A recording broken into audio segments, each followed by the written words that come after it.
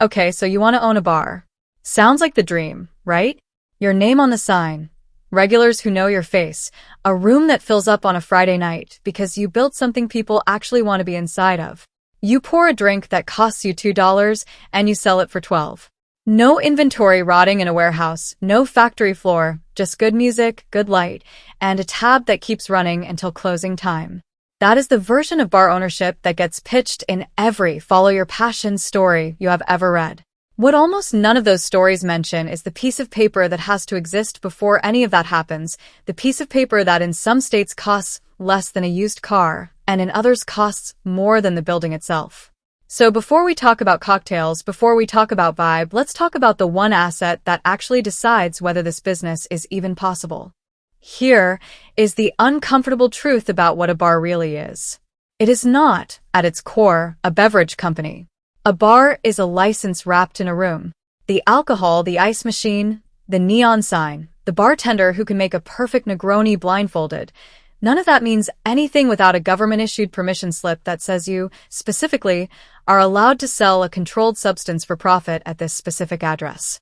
Strip away the atmosphere, and what you are actually operating is a regulatory arbitrage. You are one of a limited number of people the state has agreed to let stand between a legal product and a paying adult. That scarcity is not an accident.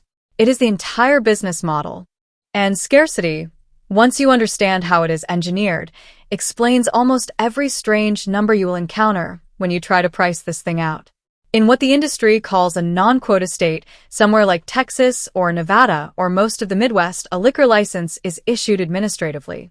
You apply, you pass a background check, you pay a fee, and if you qualify, you get one. That fee might run you $3,000. In Wyoming, it can be closer to $1,800. But in a quota state, California, Florida, New Jersey, Arizona, Massachusetts, the government caps the total number of licenses in circulation, usually tied to local population. When demand for bars outpaces that fixed supply, which it does in every major American city, you are no longer applying to the government at all. You are buying an existing license from someone who already has one, on a secondary market, the same way you'd buy a scarce collectible. In Los Angeles or San Francisco, a full on-premise license can run $300,000 to $400,000. In Miami-Dade, a comparable license trades for $250,000 to $350,000. Same government-issued privilege, same laminated card, a 200 times difference in price, purely because one city decided to fix the supply and another did not. Put the entire startup budget together, and the range is genuinely staggering, wider than almost any other small business category you could pick. Industry cost breakdowns published in 2026 put total startup costs for a bar anywhere from about $110,000 for a small, existing space in a non-quota state where the build-out is already done, up past $850,000 for a full-service cocktail concept built from scratch in a competitive, quota-controlled metro. A neighborhood bar sits somewhere between $150,000 and $300,000. A high-end cocktail lounge runs $400,000 to $750,000. And if you are opening a restaurant-bar hybrid in a genuinely competitive market, you should not be surprised if the number crosses $1 million before you have served a single drink. Let's walk through where that money actually goes, because the license is only the headline number, not the whole story.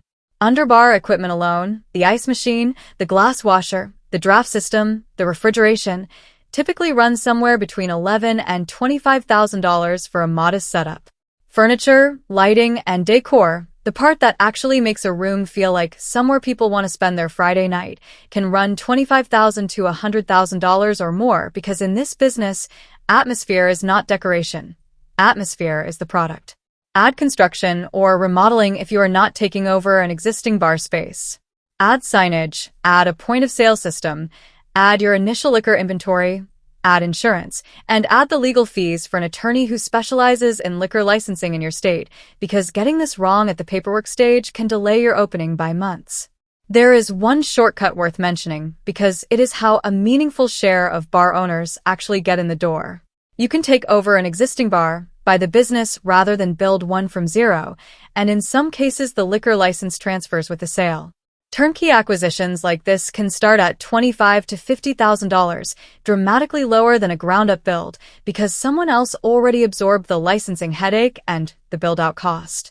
It is not romantic. It is not building your dream from scratch. But it is very often the financially smarter door to walk through, and plenty of successful bar owners took exactly that path. Now you are open, and this is where the second trap sits, because the ongoing economics of running a bar look nothing like the wild profitability people assume from the outside. Start with what actually makes this business look so attractive in the first place: the gross margin on alcohol. A bar's cost of goods on liquor, what the industry calls pour cost, typically sits between 18 and 24% of what you charge for the drink. Flip that around and you get a gross margin of 76 to 82% on every pour. Compare that to almost any retail business you can name, where a 25 to 50% margin is considered healthy, and you start to understand why people fall in love with the math of a bar before they've ever poured a single drink professionally. But gross margin is not the same thing as profit, and this is exactly the gap that catches first-time owners. Labor typically eats 20 to 30% of revenue. Rent runs 6 to 10%. Often higher because bars depend on foot traffic locations and foot traffic is expensive. Add insurance, add licensing renewal fees, add utilities, add the maintenance on equipment that runs every single night the doors are open, and industry benchmarks converge on the same number again and again. A well-run bar nets somewhere between 10 and 15% profit after everything, occasionally climbing toward 20% for a genuinely upscale concept with strong pricing power. Run a bar doing $1 million a year in revenue and $100,000 to $150,000 in annual profit is the realistic outcome for a business that is actually being managed well. That is a real business. It is also, once you strip away the glow of the neon sign, a business with a prime cost of goods plus labor combined, that industry standards say needs to stay under 55 to 65% of revenue, or the whole thing quietly stops working. There is a variable hiding inside that poor cost number that most new owners badly underestimate, and it has nothing to do with what you charge for a drink. It is called variance, and it is industry shorthand for the gap between the alcohol you bought and the alcohol you actually got paid for. Overpouring by a generous bartender, broken bottles, drinks comped to keep a regular happy, spillage during a rush. According to the National Restaurant Association, theft alone accounts for roughly 75% of that inventory shrinkage. Not customer theft. Staff theft. A bar with no inventory discipline can watch its poor cost drift from a healthy 20% to 30% or higher without a single external event happening, purely because nobody was counting bottles carefully enough, and that 10-point drift can be the entire difference between a profitable year and a break-even one. Here's what makes a bar genuinely different from almost any other food and beverage business, and it is the piece of this puzzle that turns out to matter most when things go wrong. Everything we have just walked through, the license, the build-out, the poor cost, assumes a stable baseline of nightly foot traffic.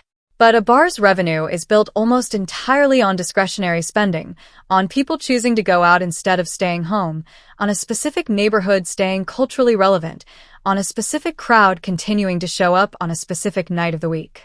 That demand is not guaranteed by anything. It is not protected by a lease. It is not protected by a great cocktail menu, and it can shift for reasons that have nothing to do with how the business is run. A recession that makes people cut back on going out, a competitor 2 blocks away that becomes the new, its spot, a change in commuting patterns that empties out a neighborhood after 6 p.m. The license that made this business scarce and valuable does absolutely nothing to protect the revenue once people simply stop coming. Which brings us to a story that plays out almost exactly like a financial crisis, except the asset on the balance sheet is a chain of pubs instead of mortgage bonds. Meet Bar Louie. Founded in Chicago in 1990 as a single neighborhood tavern, it built a loyal following through the 2000s on martinis, casual pub food, and a genuinely likable atmosphere. By 2010, it had grown, mostly organically, to 46 locations. That same year, private equity firm Sun Capital Partners acquired the chain, and here is where the story changes shape entirely. Sun Capital did not grow Bar Louie the way it had grown for its first 2 decades. It grew it with debt. Aggressive, leverage-funded national expansion, opening new locations financed largely by borrowed money, betting that each new bar would generate enough cash flow to service its share of a rapidly growing debt pile. And for a while, that bet looked completely reasonable. By 2018, Bar Louie had ballooned to 130 locations across the country. Then, in January of 2020, before COVID had even entered the American vocabulary, the debt caught up with the growth. Bar Louie filed for Chapter 11 bankruptcy, closing 38 underperforming locations almost immediately, weighed down by roughly $110 million in debt. The pandemic that arrived weeks later only accelerated the collapse, forcing another 22 locations shut. In April 2020, secured lender Antares Capital took control, wiping out $82.5 million of secured debt in exchange for ownership. On paper, that is a clean reset. A fresh start, less debt, a smaller and supposedly healthier footprint of 73 locations. Bar Louie even relaunched with a new restaurant design, a refreshed food menu under a new CEO, and a real narrative of a comeback. It did not hold. By November of 2024, bar-level EBITDA, the actual cash profit generated by the remaining locations, had fallen 38.8% compared to the same month the year before. Year-to-date profit was down roughly 9% through early December. The company spent from June 2024 to February 2025 quietly shopping itself for sale through an investment bank and found no buyer willing to take it on. On March 26, 2025, 5 years almost to the month after its first bankruptcy, Bar Louie filed for Chapter 11 again. This time the filing listed assets of just $1 to $10 million against liabilities of $50 to $100 million. A chain that once operated 134 locations was down to 31 company-owned bars and 17 franchises. It owed its own food distributor, U.S. Foods, $1.8 million it could not pay. The company was eventually bought out of bankruptcy by Sun Holdings, the same private equity playbook, running in reverse. Notice what actually killed Bar Louie, because it is not what killed most restaurant bankruptcies you have probably heard about. It was not a single bad location. It was not one embarrassing health code violation.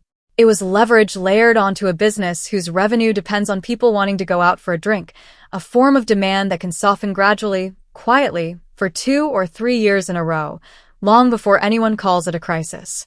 A bar can absorb a slow decline in foot traffic.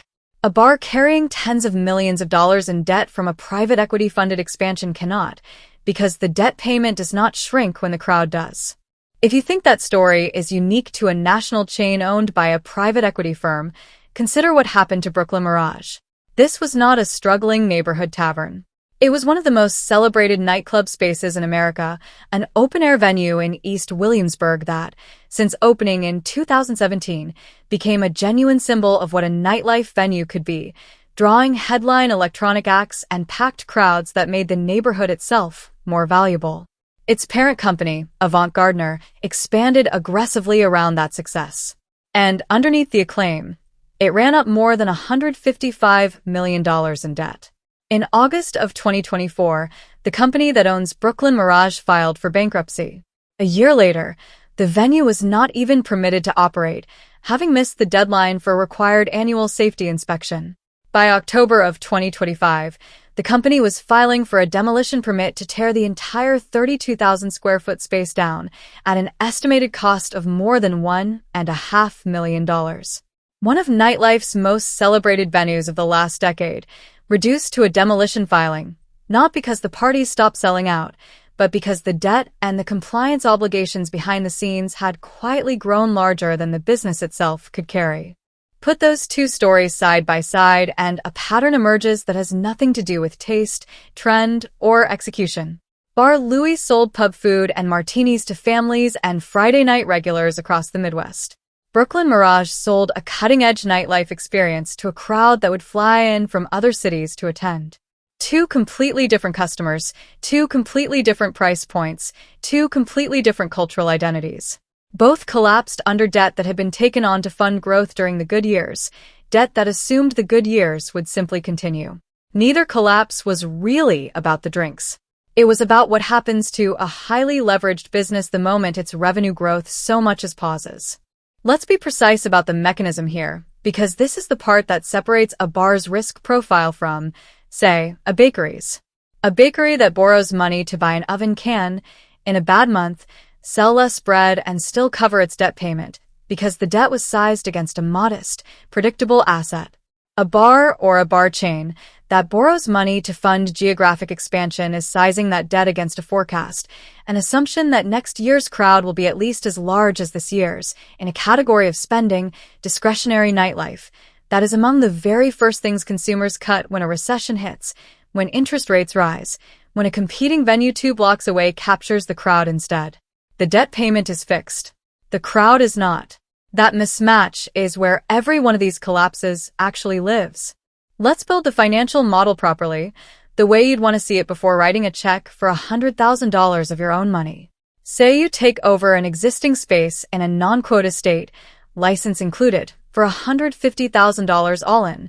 Build out, equipment, initial inventory, licensing, and your first year of insurance. You open with realistic expectations, doing $60,000 a month in revenue, $720,000 for the year. Your pour cost runs a disciplined 22%, $158,400. Labor runs 25%, $180,000. Rent and occupancy run 8%, $57,600. Add insurance, licensing renewal, utilities, and general overhead at roughly 20%, $144,000. Total costs land around $540,000, leaving you with roughly $180,000, right in line with the top end of what a well-run bar is expected to net. On a $150,000 investment, that is genuinely one of the better returns available in small business ownership, and it is exactly why this dream keeps pulling people in. Now walk the same bar through a bad 2 years, because this is the scenario that actually determines whether you are still open 5 years from now. A new competitor opens 3 blocks away with a bigger patio and a better happy hour, and it pulls 15% of your regular Thursday and Friday crowd away before you have even adjusted your marketing. At the same time, your state raises its minimum wage, and because bartenders and servers in your market are tipped employees, the increase still pushes your blended labor cost from 25% up to 31% of revenue. Your liability insurance premium jumps as your carrier reassesses risk across the whole hospitality sector, adding another 2% of revenue in fixed cost you did not budget for. And without anyone stealing outright, your pour cost creeps from 22% to 28%, the ordinary drift of overpouring, spillage, and comped drinks that happens when a bar owner's attention is pulled toward fighting the competitor down the street instead of counting bottles. Run those 4 changes together, and revenue falls from $720,000 to roughly $612,000, while your cost structure, instead of improving to compensate, actually gets heavier. That $180,000 profit from the good scenario does not shrink gently. It can turn negative within the same 12-month stretch, and if you borrowed even a modest amount to fund that $150,000 entry, the debt payment on top of a negative operating year is exactly the mechanism that put Bar Louie into bankruptcy court twice in 5 years. Here is the number that should sit at the back of every prospective bar owner's mind before they sign a lease. Industry data consistently estimates that roughly 60% of bars close within their first 3 years. Not because the owners did not know how to make a cocktail, not because the room did not look good, because the gap between gross margin, which looks spectacular on paper, and net margin, which sits in a much thinner 10 to 15% band once labor, rent, insurance, and licensing are subtracted, leaves almost no room to absorb a bad quarter, a new competitor, a minimum wage increase, or a slow winter. The dream sells you on the 80% margin on a poured drink. The reality is decided by the 20% that's left after everything else takes its cut. So if you do decide to own a bar, understand exactly what you are buying. You are not buying a room full of good light and a great playlist. You are buying a scarce, government-issued right to sell a controlled product, layered on top of a business whose entire revenue depends on people choosing, night after night, to walk through your door instead of staying home or going somewhere else. The margin on the drink itself will always look extraordinary. What actually determines whether you are still pouring those drinks in 3 years has almost nothing to do with the drink and everything to do with how much debt you took on to get here, and how quickly your costs can move against you the moment the crowd decides to go somewhere else.